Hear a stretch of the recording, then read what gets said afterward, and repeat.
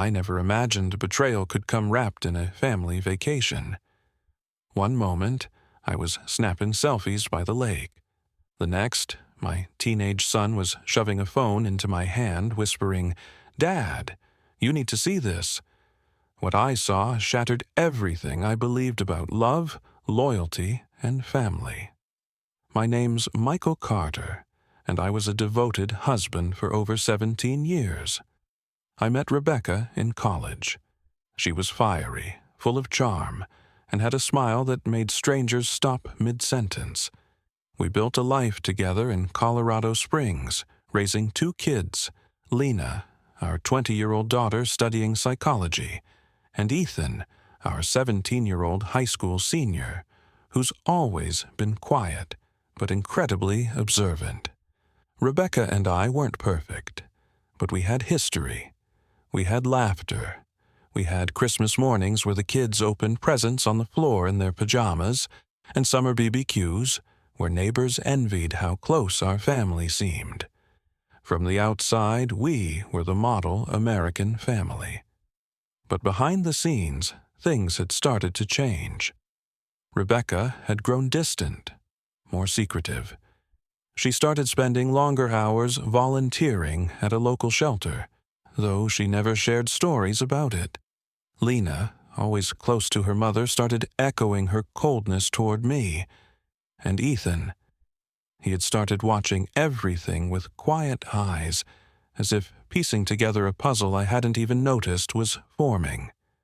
Still, I brushed off the signs. Then came the family trip that changed everything. The trip was meant to reconnect us. Rebecca insisted on a cozy lakeside cabin in Lake Tahoe. No distractions, no work calls, just family time. I hoped it would fix what was quietly falling apart between us. Lena was excited. Ethan seemed indifferent, but I was just desperate to believe we were still salvageable. The first day went well. We hiked a trail, grilled steaks, played cards by the fireplace. It almost felt normal.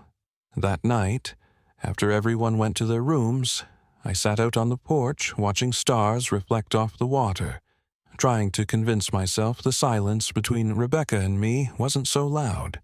But by the second night, things turned strange. Around 10 p.m., I realized Rebecca wasn't in our room. I checked the kitchen. Nothing. The bathroom, empty. I figured she might have gone for a walk. But 30 minutes passed. Then an hour. I texted her. No reply. I walked around the cabin calling her name. Still nothing. That's when Ethan quietly came out of his room. He looked pale but determined. He handed me his phone without a word. And what I saw flipped my world upside down. A video, filmed just moments ago. My wife, Rebecca, dancing seductively in nothing but lingerie in the next room. For someone, the camera turned to reveal Ethan's best friend, Tyler, sitting shirtless on the edge of the bed, laughing as she ran her fingers through his hair. My mouth went dry. I could hear the blood pounding in my ears. I looked up at Ethan, too stunned to speak. "I didn't know how to tell you, Dad," he said, his voice barely a whisper. "But I've been seeing signs for months. So I set up a hidden cam. She's been sneaking around with Tyler whenever we hang out. I'm sorry." My son had known and was protecting me. But I didn't even have time to process it, because what Ethan said next chilled me deeper than anything I'd just seen. "I already handled it. You don't need to do anything, we just need to vanish." My heart was hammering in my chest. "Handled it?" I asked Ethan, trying to keep my voice steady. "What do you mean?" He looked me in the eyes, calm, unblinking. "I copied the footage, sent it to her, told her I'd release it to the family and her job if she ever came near us again." I was speechless. "She freaked out, Dad," he continued. "She tried to delete it. I've got backups. She knows we're done." That night, while Rebecca was still God knows where, Ethan and I packed quietly. We didn't make a scene. We didn't leave a note. I transferred a few important files and funds to a private account and shut off my phone. At 4:17 a.m., we were on the highway heading back to Colorado, without Lena, without Rebecca. We stopped at a motel off the interstate. I lay in bed staring at the ceiling, trying to make sense of what just happened. My wife cheated. With my son's best friend, my son caught her and defended me. And now, we had vanished like ghosts. When I finally turned my phone back on the next morning, it nearly exploded. 170 missed calls, 98 texts, dozens of voicemails. First it was Lena. "Dad, where are you? What did you do? Mom's crying, freaking out." Then Rebecca. "Please, come back, I can explain." Then Tyler's number, blocked. The voicemails ranged from sobbing apologies to furious threats. Rebecca's tone flipped every few minutes. First, she begged me not to ruin her life with the video. Then she said, "You drove me to this. You're cold. You were never a real husband." Then back to crying. Lena, on the other hand, didn't ask what happened. She blamed me. "Whatever's going on, I'm siding with Mom. You're being dramatic and cruel." You always made her feel like she wasn't enough. That broke me more than the cheating ever could. We were back in Denver by nightfall, staying at my brother Mark's place for a few days. He was the only one I could trust, and Ethan needed space to breathe without seeing his mother's face on every billboard of guilt and lies. But what cut the deepest wasn't Rebecca's betrayal. It was Lena's reaction. She wasn't just siding with her mother. She was defending her. The moment I picked up Lena's call, she launched into me. "You overreacted, Dad. She was lonely. You pushed her away." My mouth fell open. "Are you even hearing yourself, Lena? She slept with your brother's best friend under our roof." Her voice dropped to a whisper. "You're still my dad. But you're also the reason she cheated." That was the final straw. I had paid for Lena's college, her apartment, her car, her travel. Every dollar she spent had my name behind it. And yet she chose to spit on my face rather than open her eyes to the truth. With shaking hands, I logged into my banking dashboard. I removed her from my credit lines, canceled her allowance, blocked her card access. Not out of revenge, but to make her understand choices have consequences. Later that night, Rebecca sent one more voice note. I played it on speaker with Ethan sitting beside me. "I know I messed up, but Tyler says the baby is yours. I want you to be the father. We can raise it together like a new start." I nearly dropped the phone. What? Baby? She wasn't just cheating. She was pregnant and now claiming it was mine. Ethan shook his head. "She's spiraling. She's trying to trap you into staying." I stared at the wall in silence for minutes. Then I stood up, grabbed my laptop, and began filing for divorce. I didn't respond to Rebecca's message. I knew her game. Claiming the baby was mine was nothing but a twisted ploy. She wanted to force my hand, maybe to avoid shame, maybe to escape responsibility. Either way, I wasn't playing along. 3 days later, I received divorce papers at Mark's place. She filed first, claimed abandonment, emotional cruelty, and unreasonable behavior. She painted me as the monster, but she wasn't expecting what came next. Through a mutual friend, I arranged a private DNA test. She was 2 months along, barely showing, and I had a contact at a clinic who owed me a favor. I got a sample, a quiet test, no lawyers involved yet. The result? 0% probability. The child wasn't mine. Rebecca had lied again, just like she lied when she said it was just one time. Just like she lied when she told Lena, "Your father doesn't love me anymore." And now she was trying to rob me of everything I built: the house, half my retirement, spousal support.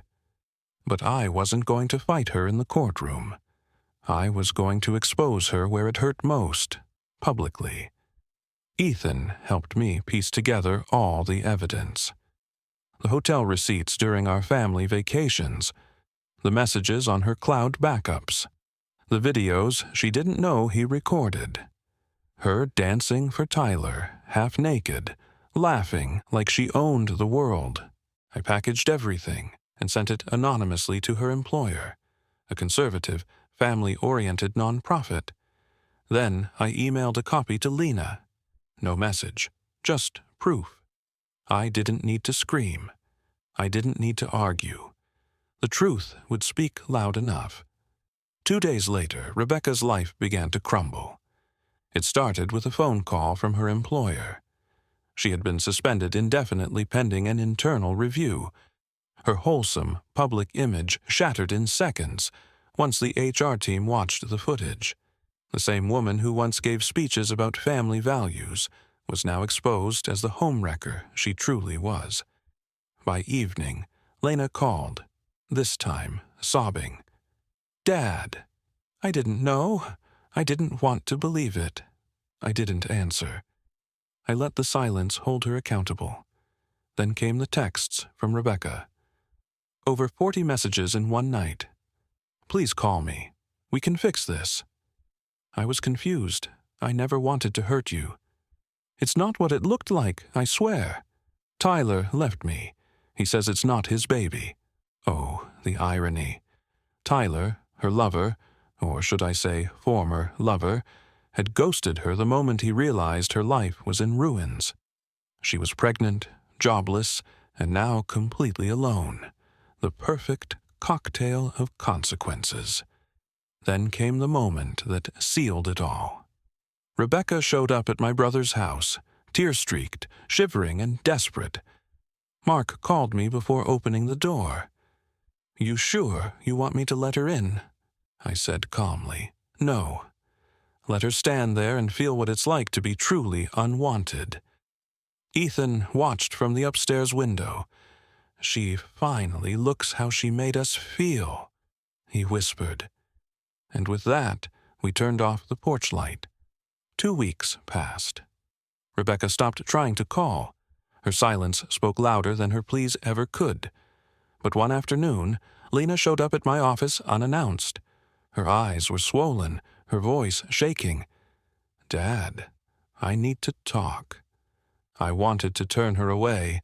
After all, she blamed me for the collapse of our family, defended her cheating mother, and treated me like a villain. But I let her in. She sat across from me and pulled out a printed copy of the email I had sent. The evidence of her mom's affair, the dates, the receipts, the pregnancy confirmation, and the DNA result. "I didn't know. I didn't want to know," she said quietly. "I was angry. Mom told me lies, and I believed them because I didn't want to think she could be that person. I didn't say a word. I'm so sorry, Dad." Her tears were real now, not the manipulated kind, the kind that comes from finally realizing how deep someone else's betrayal runs. "I cut you off because I thought you gave up on us," she whispered, "but you were just trying to survive." I placed a hand on the table between us. "I never gave up, Lena. I just stopped bleeding for people who were okay watching me suffer." She broke down. And as much as it hurt, I forgave her, because she was lied to, too. Manipulated, caught in the crossfire of a woman who saw no one but herself. Rebecca, on the other hand. I mailed her the final divorce papers. No message, no note, just a letter from the lawyer, stripping her of spousal support, proving infidelity, and closing the case. She lost the house, the child's father, her reputation, and the family she thought she could twist to her liking. The days following my final legal victory were quiet, almost too quiet. Rebecca tried to reach out one last time, this time through a text to me and Lena both. "I've learned my lesson. Please, I'll do anything to fix this. Come back, for the sake of the baby." I couldn't help but laugh bitterly. She wanted forgiveness for her actions, not because she truly regretted them, but because she had nowhere to go. No one left who cared about her. Tyler was gone, and the people who once supported her, friends, colleagues, all distanced themselves. She was alone. I didn't respond. Lena had already made her choice. She moved in with her aunt on my side of the family, leaving her mother's manipulation behind. As for me, I finally felt the weight lifting off my shoulders.